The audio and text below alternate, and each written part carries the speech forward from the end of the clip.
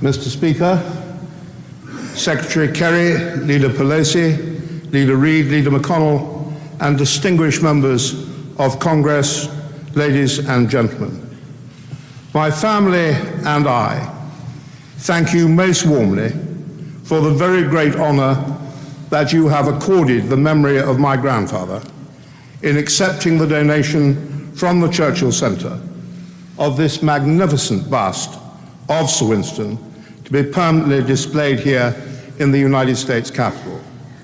And on behalf of all of us, Mr. Speaker, may I thank you for the wonderful tributes that you all paid to Churchill's memory, his very vivid memory. As you know, my grandfather visited Washington often during his long career, though perhaps most notably as a guest of President Franklin Roosevelt during the Second World War. On December the 26th, 1941, just days after the appalling atrocity at Pearl Harbor, he came across the Atlantic and was invited to address a joint session of Congress just yards away from where this moving ceremony is being held today.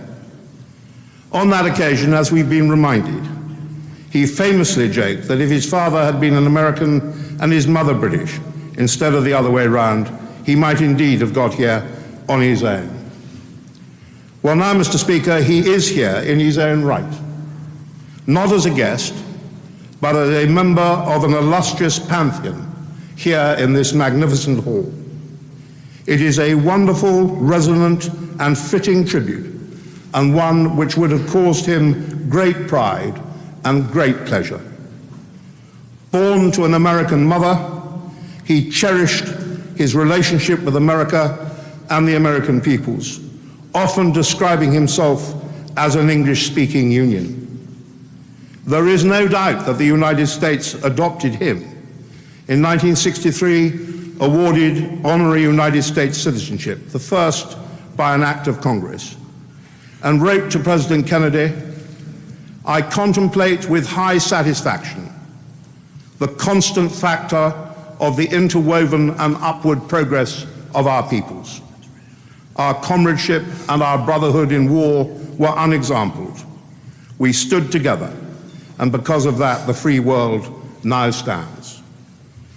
My grandfather spoke to Congress on 3 occasions, but in 1941, as you can see and as we've already heard, he concluded his remarks here with this wonderful statement, that I avow my hope and faith, sure and inviolate, that in the days to come the British and American peoples will, for their own safety and for the good of all, walk together side by side in majesty, in justice and in peace.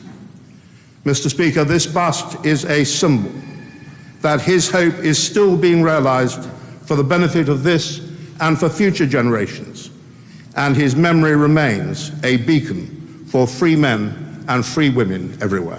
Thank you very much.